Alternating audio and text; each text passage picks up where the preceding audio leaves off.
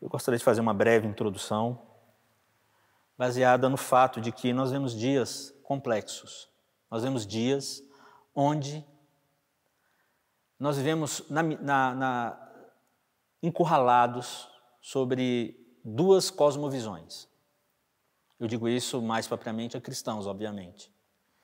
Vivemos um ambiente que tem se permitido ser influenciado pelas ciências sociais, e parece que as ciências sociais, de alguma maneira, adquiriram algum tipo de autoridade dentro do ambiente evangélico, e não só a sociologia, como a filosofia, mas, de maneira muito direta, a psicologia tomou o ambiente cristão e parece ter ganho nos últimos 50 anos, talvez, ou um pouco menos, de maneira mais direta, ganhado os púlpitos e ganho a simpatia dos cristãos. Então, hoje é como se houvessem duas Bíblias no ambiente cristão. Uma, o DSM, que é o Manual Estatísticos de Diagnósticos da Psiquiatria e da Psicologia.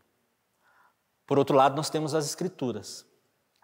A grande verdade é que, em momento algum, um cristão deveria estar submetido a essa dualidade.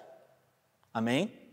A fé cristã, a fé protestante, de maneira mais direta, ela está fundamentada de que as Escrituras são o nosso único e determinante manual de vida. Então, é importante que nós tenhamos isso em mente para começarmos a tratar desse ambiente.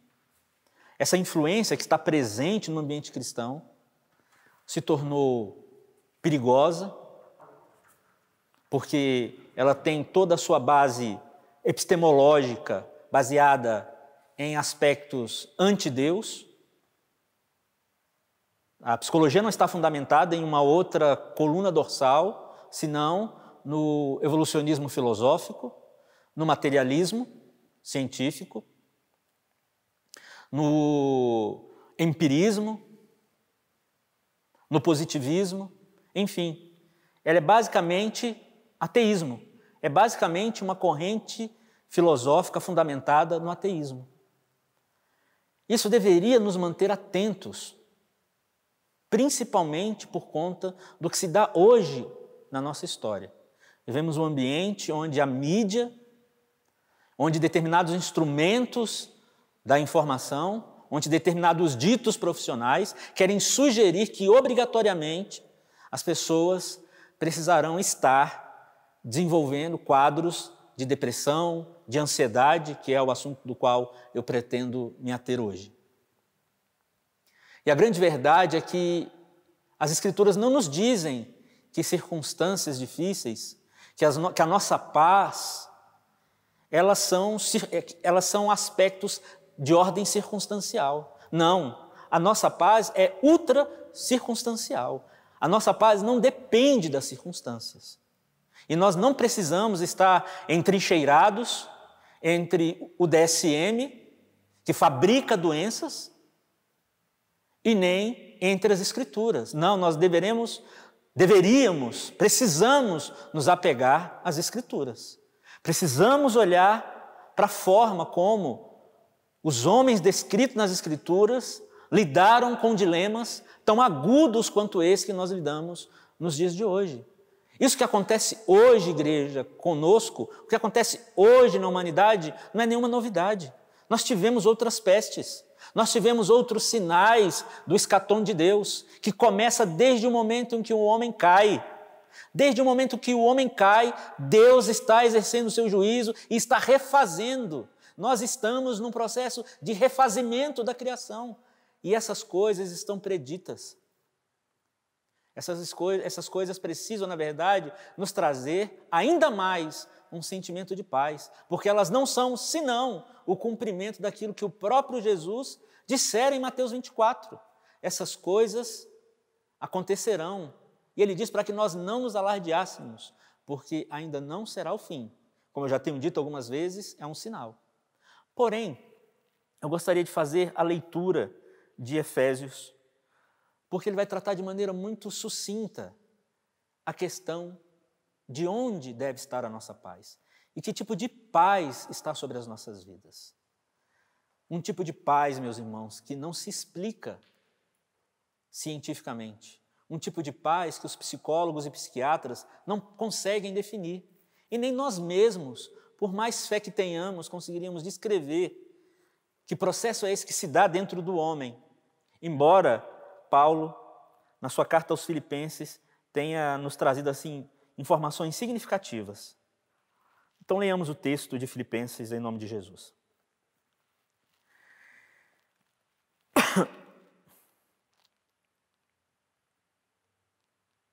Portanto, meus irmãos, amados e muito saudosos, minha alegria e coroa, sim, amados, permanecei deste modo firmes no Senhor. Rogo a Evódia e rogo a Sintique, pensem concordantemente no Senhor.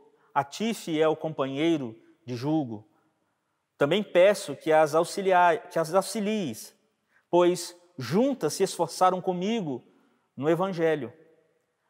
Também com Clemente e com os demais cooperadores meus, cujo os nomes se encontram no livro da vida. Alegrai-vos sempre no Senhor. Outra vez digo, alegrai-vos. Seja a vossa moderação conhecida de todos os homens. Perto está o Senhor. Não andeis ansiosos por coisa alguma. Em tudo, porém, sejam conhecidas diante de Deus as vossas petições, pela oração e pela súplica, com ações de graça. E a paz de Deus, que excede todo entendimento, guardará o vosso coração e a vossa mente em Cristo Jesus. Finalmente, irmãos, tudo o que é verdadeiro, tudo o que é respeitável, tudo o que é justo, tudo o que é puro, tudo o que é amável, tudo o que é de boa fama, se alguma virtude há, e se algum louvor existe, seja isso que ocupe o vosso pensamento. E que também aprendestes e recebestes e ouvistes de mim, isso praticai, e o Deus da paz estará convosco. Essa carta é uma carta que é uma das cartas da prisão de Paulo, das prisões de Paulo. Paulo está na sua segunda prisão em Roma, da qual ele recebe uma visita do seu companheiro Epáfras, que trazia uma oferta dada pelos irmãos de Filipos. E a carta tem basicamente esse propósito, de agradecer esses irmãos ao suporte que eles ofereceram a Paulo. Essa igreja em Filipos era uma igreja que se tornara parceira missionária de Paulo, suprindo suas necessidades. E o que nós vemos aqui é Paulo se aproveitando desse pedido de agradecimento para que ele pudesse levar algumas instruções à igreja, porque Epáfras trazia a Paulo algumas informações dos problemas dos quais aqueles irmãos estavam sujeitos. Uma igreja que estava ali sobre o constante ambiente de perseguição, sobre uma imposição violenta de não poderem se reunir, inclusive, por conta do ambiente de perseguição. Uma igreja que via a ser sucumbida pela polícia local, porque os judaizantes argumentavam que essa igreja, que esses cristãos, se reuniam em torno de um outro rei que não era César, mas Jesus Cristo. Isso sem falar que essa igreja também sofria o típico problema de ordem relacional, citada inclusive aí nos versículos 2 e 3, quando nós vemos aí o problema entre as nossas irmãs Sintique e Evódia. Vemos aqui uma igreja que, assim como a nossa, irmãos como nós, que enfrentam os mesmos dilemas, as mesmas angústias. E é claro que eles não estão aqui vivendo num ambiente de crise por conta de uma pandemia, mas viviam certamente os dilemas de não saberem como seria o dia amanhã em função do ambiente de violenta perseguição. Então, Paulo vai se utilizar dessa oportunidade para tratar o coração desses irmãos. Irmãos que vivem, como eu disse há pouco, sob um ambiente de absurda hostilidade contra a igreja, o que não é diferente para nós quando nós olhamos para esse ambiente que vivemos agora. Sei, meus irmãos, que você, diante da TV, possa estar se sentindo tantas vezes sugestionado a ceder ao que tantas vezes nos sugere um ambiente psicologizado, um ambiente influenciado e que diz agora que as pessoas precisam ceder à constante fetichilização da ansiedade, à constante sugestão da glamorização da ansiedade. As Escrituras tratam a ansiedade, de fato, como uma resposta errada. É claro que se nós não podemos dizer que toda ansiedade ela é pecado, mas ela pode ser fruto de um pecado. E o pecado não se define biblicamente senão por uma resposta errada, por não se errar o alvo, não se errar o lugar do qual eu gostaria de chegar. E eu gostaria que você estivesse atento aos aspectos dos quais o apóstolo Paulo vai se utilizar para tratar a igreja diante desse ambiente de perseguição dos quais eles viviam e que pode muito bem se assemelhar ao ambiente de crise que nós vivemos hoje, dizer que nós não temos sofrido já as consequências dessa pandemia, nós seríamos, no mínimo, incoerentes. Porém, independente do ambiente que nós vivemos, nós precisamos nos ater a essas ferramentas das quais o apóstolo nos traz e que nos serão certamente muito úteis.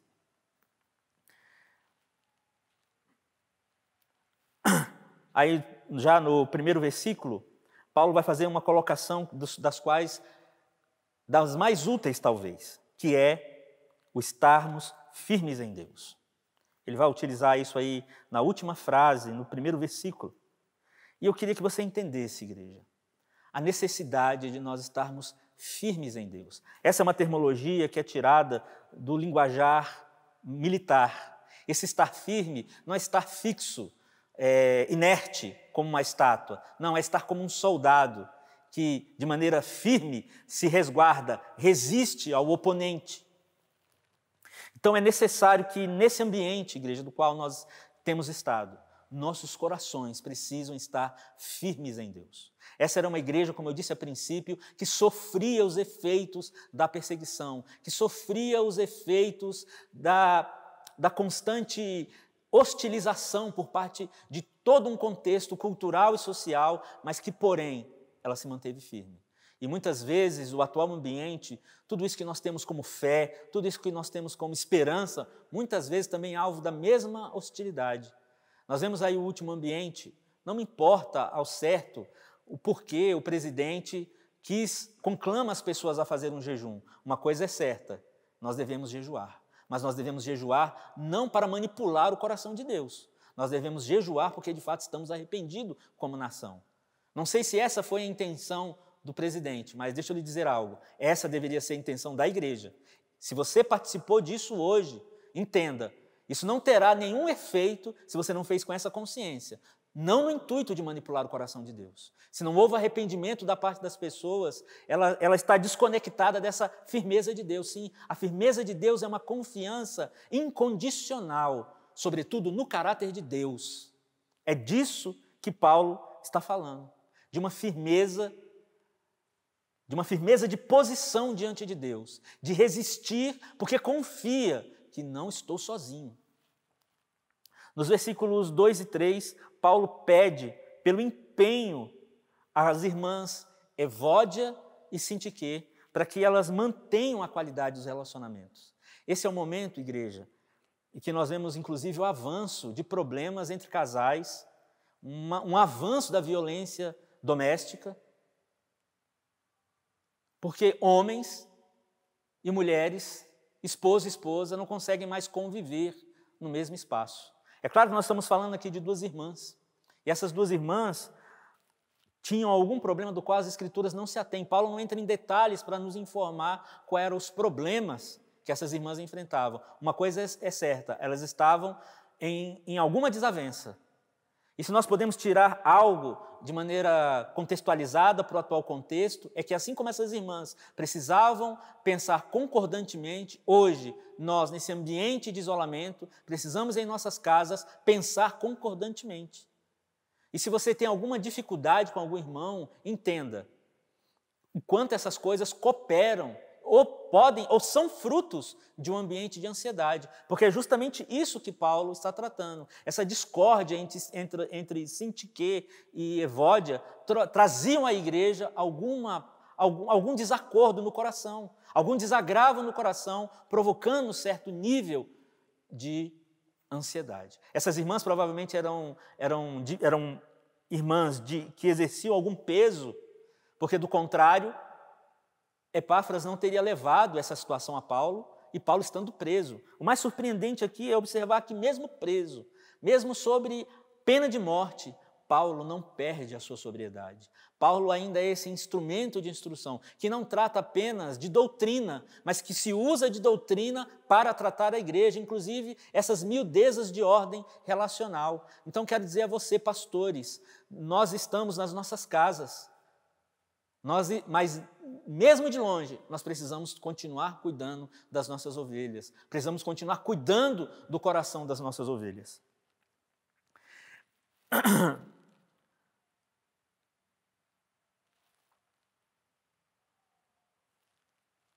No versículo 4, há algo que é o mais significativo no sentido da maneira com a qual as Escrituras foram registradas. Alegrai-vos. Isso é uma ordem, igreja. Então, nós precisamos entender, as Escrituras em si são os mandamentos de Deus para o seu povo. São as ordenanças de Deus para o seu povo. Isso indica que a palavra está escrita no imperativo. São ordens. E eu quero que você entenda, não há uma outra medida com a qual nós deveríamos interpretar as Escrituras. O filósofo alemão Kant cunha a palavra autonomia. E a palavra autonomia significa ser dono de uma lei própria. E o grande problema dos nossos corações, igreja, é que nós acreditamos que podemos administrar os nossos corações partindo de uma lei minha, partindo de uma relação perigosa com o meu próprio coração. Mas deixa eu dizer uma coisa para você, as Escrituras dizem que o seu coração é enganoso e que se existe algo que você não deveria ouvir, é o seu coração. Esse ambiente do qual vivemos hoje nos informa algo, nós não podemos ouvir nosso coração. O nosso coração vai nos levar a uma negação do que esse momento deveria significar para nós. Não, nós não estamos negando a realidade, nós não estamos nos apegando a falsas esperanças, mas nós precisamos estar exposto à submissão que nos é imposta às Escrituras. Alegrai-vos! Nós temos sim, diante do atual momento, todos os motivos para nos alegrar, sobretudo porque tudo isso que tem acontecido estava escrito. A nossa fé é verdadeira, o que Jesus disse é verdade, o que os profetas disseram acerca do Messias é verdade, aquilo que saiu da boca de Jesus é verdade, aquilo que saiu da boca dos apóstolos é verdade. Alegrai-vos! Alegrai-vos sobretudo porque você é um homem e uma mulher salva. Alegrai-vos porque até aqui Ele tem te sustentado. Alegrai-vos! Alegrai-vos porque a nossa esperança não está naquilo que nós podemos comprar com dinheiro. Alegrai-vos! Alegrai-vos sobretudo porque aquilo que carregamos no coração é mais precioso que o mais puro ouro fino. Sobretudo a palavra de Deus nos indica que estamos guardados em suas mãos. Ele disse que nós não estaríamos só. E nós não precisamos, igreja, cair na sugestão de que amanhã teremos um ataque de pânico. Nós não precisamos ceder a essa sugestão. Nós somos conclamados a dar essa resposta. É uma ordenança. Entenda, a divisão que as pessoas querem fazer entre vida espiritual e vida sentimental, ela não existe. A sua vida espiritual é a sua vida emocional e sentimental. E por isso você precisa responder espiritualmente diante desses dilemas que se dão dentro do seu coração, por não saber como vai ser amanhã. Mas deixa eu lhe dizer, você não precisa saber o que vai acontecer amanhã, e Deus não nos quer nos preocupando com amanhã, Ele quer que nós confiemos nele. E é exatamente isso que Paulo está trazendo à igreja em Filipos.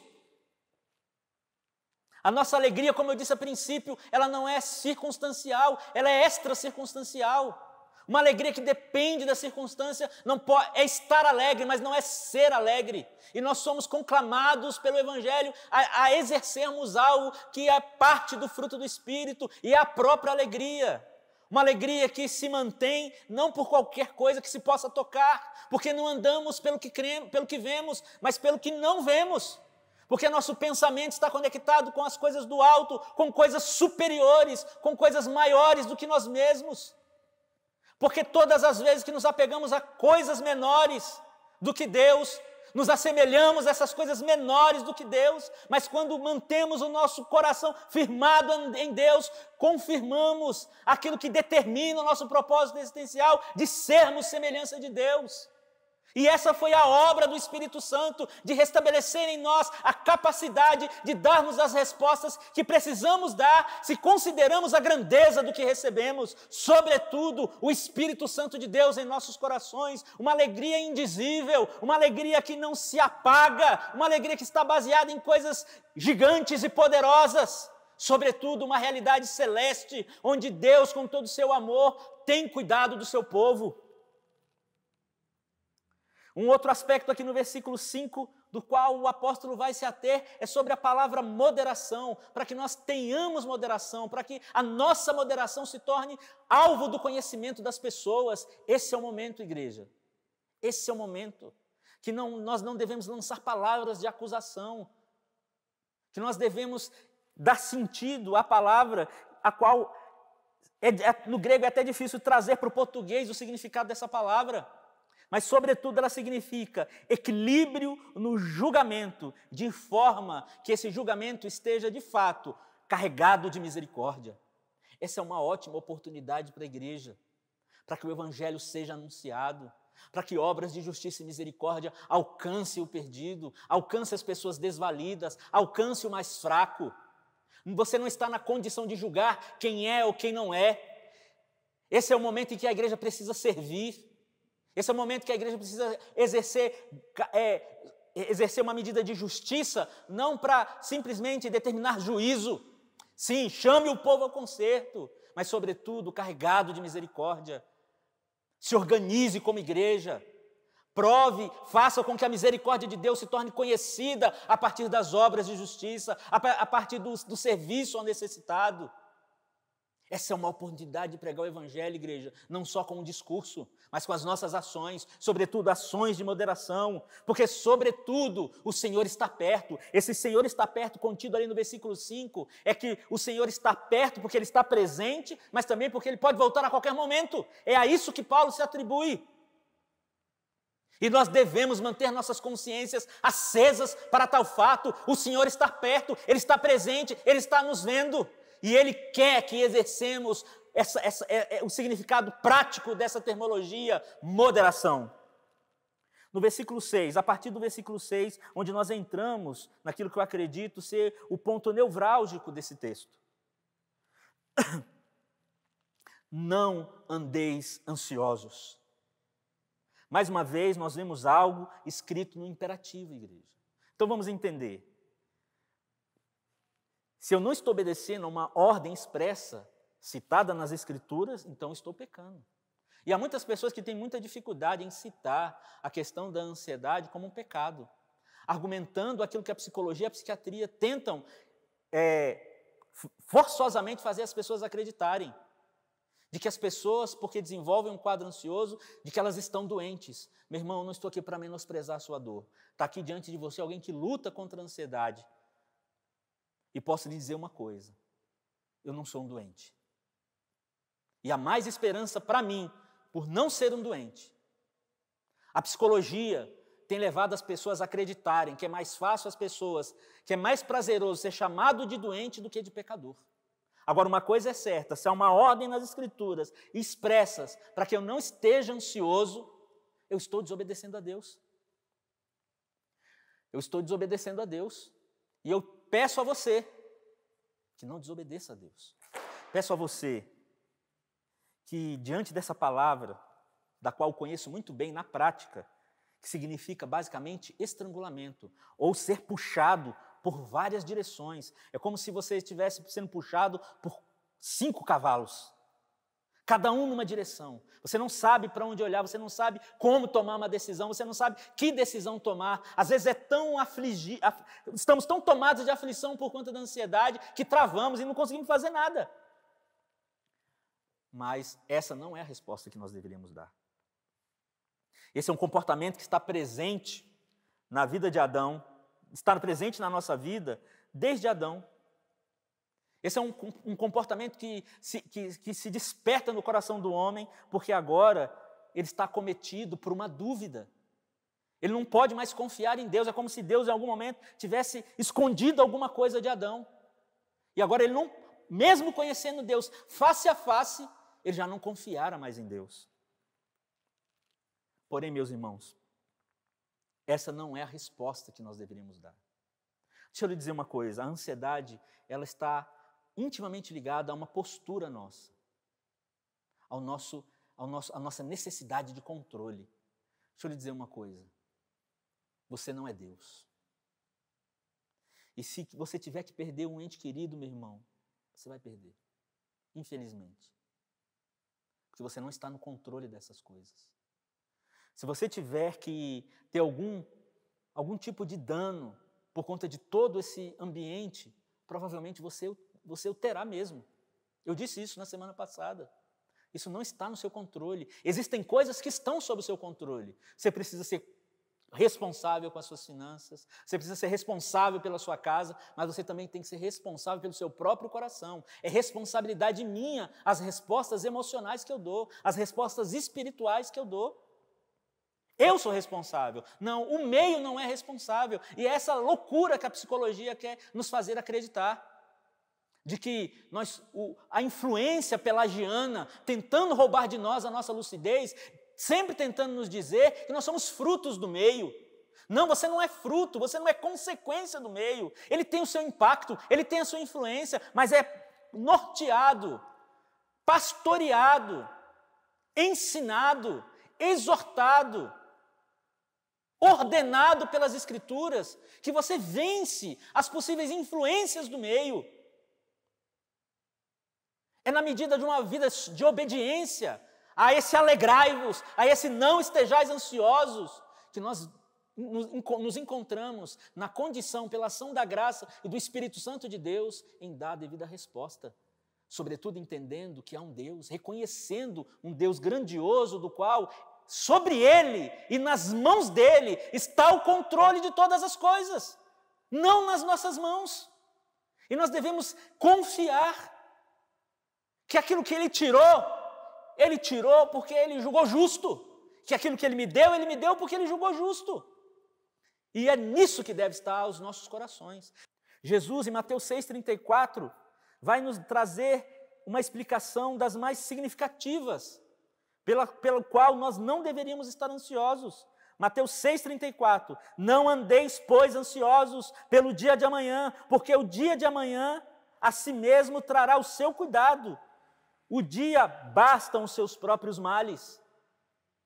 Deus não nos quer buscando entender o que vai acontecer amanhã. Ele nos quer confiando nele. Você confia em Deus porque você conhece Deus. Aquele que não confia em Deus é porque não o conhece, meus irmãos. Nós precisamos, hoje, entender que a paz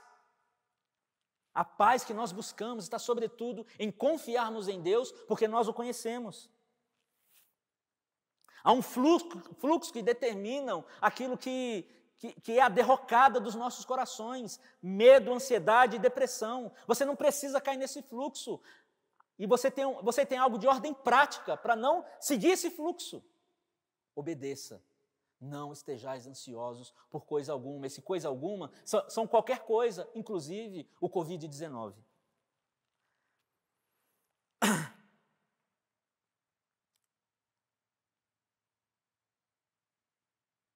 Sobretudo, Paulo vai nos dar algo que, de maneira prática, pode conduzir os nossos corações a esse ambiente de paz.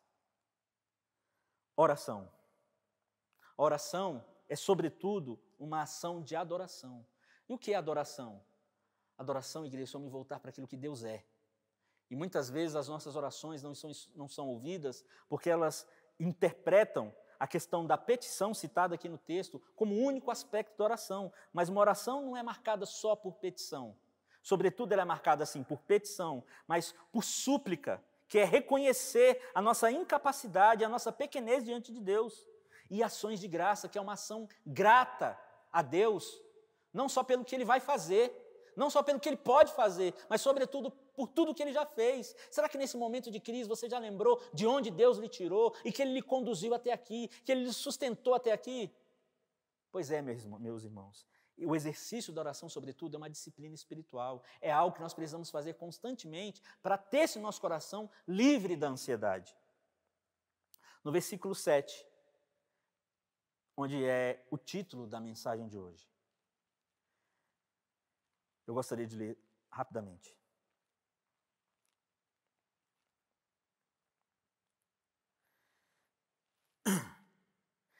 E a paz que excede todo entendimento guardará o vosso coração e a vossa mente em Cristo Jesus. Glória a Deus. A paz com Deus é diferente da paz de Deus, a qual Paulo se atribui aqui. Nós éramos inimigos de Deus, estávamos em uma guerra, rebelados contra Deus. E mediante a ação da graça de Deus, manifesta pela pessoa de Jesus Cristo, morto para perdoar os nossos pecados, agora somos pacificados com Deus. Então, nesse sentido, meu irmão, você não está em guerra com Deus. Né? Você não deveria estar mais na dimensão de viver aflito, porque você se vê separado de Deus. Agora você foi justificado pela ação da graça de Deus por meio de Jesus. Porém, a graça de Deus, a qual o apóstolo Paulo se atribui, é a tranquilidade preservada. Quando ele fala que a nossa paz será guardada, ele também se utiliza de uma linguagem militar, de um sentinela, guardando a sua paz, de maneira fervorosa, vigorosa. E é assim que nós precisamos entender essa paz, uma paz que é preservada, uma paz que é mantida, uma paz que é nutrida, uma paz que é guardada, sobretudo, em Cristo. A permanência das minhas considerações, da minha maneira de ver, da minha maneira de pensar, da minha maneira de responder diante das circunstâncias, considerando tudo que eu tenho aprendido na pessoa de Cristo Jesus, considerando sua obra, considerando essas escrituras aqui diante de nós como ordenanças. É nisso, igreja, que a nossa paz é.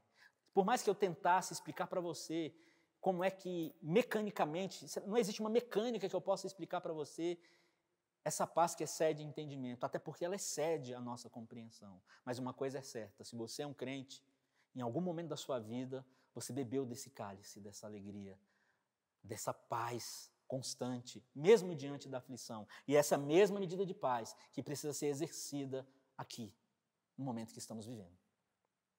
No versículo 8, uma coisa que nós devemos considerar: com que você tem nutrido a sua mente nos últimos dias? Nesse ambiente de confinamento.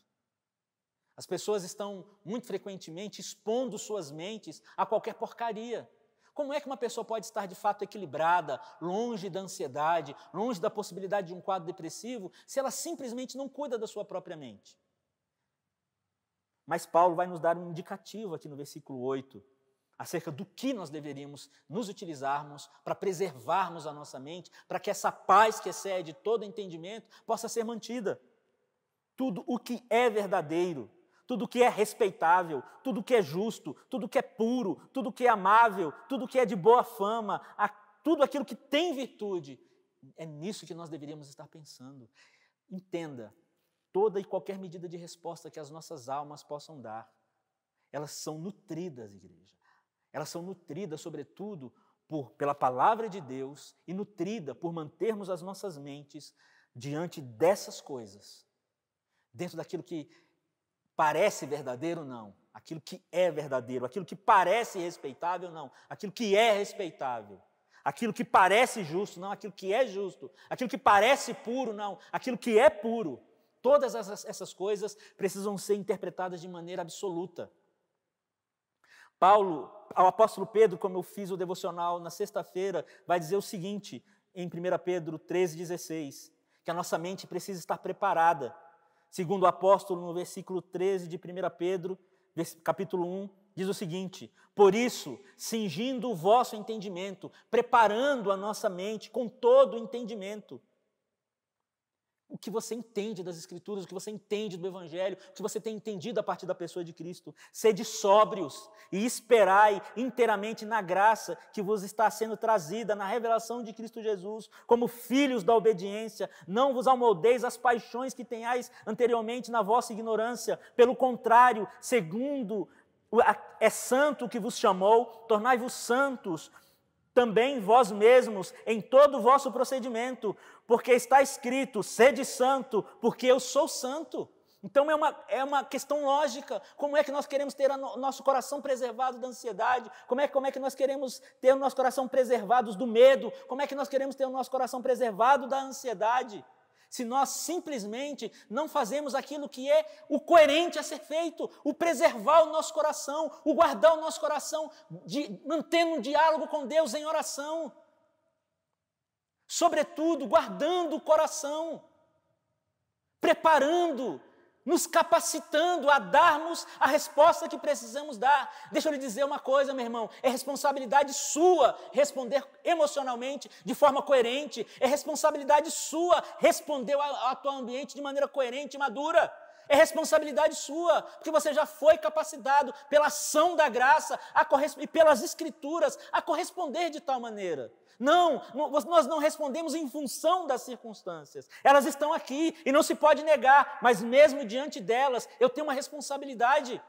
Eu sou responsável pelas respostas que dou. É nisso que consiste a santificação. A santidade não é uso-costume. Santidade começa na maneira como eu penso, como eu processo os meus sentimentos e como eu executo nas minhas ações. Sobretudo, orando, preservando os meus relacionamentos, como Paulo aqui indica a Evódia e a Sintique. No versículo 9, ele vai nos trazer algo fundamental, já finalizando, para que aqueles irmãos fossem práticos acerca de tudo que já haviam aprendido com ele. Meus irmãos, Deus tem nos dado desde as Escrituras, não só por meio dos apóstolos, mas por meio das Escrituras, quando nos traz o relato dos santos profetas, mas sobretudo a partir da pessoa de Jesus. Você tem sido ensinado. Há quanto tempo você tem sido ensinado a responder corretamente diante dos seus dilemas? Mas esse momento é crucial. Esse momento é o momento do qual você precisa considerar o quanto já tem lhe sido ensinado. E o quanto precisa ser prático tudo o que você tem aprendido. Esse é um momento desafiador. E eu sei que, muito provavelmente, você tenha nesses dias se degladiado contra a ansiedade. Mas eu quero que você, nessa noite, obedeça. Tudo que nós podemos pensar, igreja, sobre a medida de equilíbrio interno que nós temos buscado por toda a nossa vida, está baseado numa única palavra: obediência. É por isso que essas coisas estão escritas no imperativo. O autor do livro sagrado, o próprio Deus, conhece o nosso coração. E Ele sabe que por conta ainda dos resquícios de uma natureza pecaminosa, que nós teríamos dificuldade em simplesmente obedecer. Quero lhe dizer uma coisa, é comum que você nem sempre consiga realmente dar as respostas que você deveria dar. Mas quanto mais você se ater a obedecer, alegrai-vos, não estejais ansiosos por coisa alguma. O amanhã não lhe pertence, o amanhã terá o seu mal. Não cabe a você ter o controle de todas as coisas. Aceite esse fato. E, sobretudo, se delicie com estar em paz. Não só a paz, porque você não está em guerra com Deus, mas sobretudo esse sentimento de tranquilidade preservada pelo próprio Deus, sobretudo porque você conhece o seu caráter. Essa é a palavra, igreja, que eu tenho para cada um de vocês essa noite. Alegrai-vos, não estejais ansiosos por coisa alguma. Que a paz que excede todo o entendimento seja preservada no coração de cada um de vocês. O atual ambiente exige de nós sobriedade e nos utilizarmos daquilo que Jesus Cristo, na sua infinita misericórdia, nos garantiu na cruz. Que os nossos corações estejam guardados, em nome de Jesus. Eu gostaria de que nós fizéssemos uma oração, em nome de Jesus. Se você gostou desse vídeo, inscreva-se, ative o sininho para você receber notificações, compartilhe, deixe o seu like e deixe aí também o seu comentário.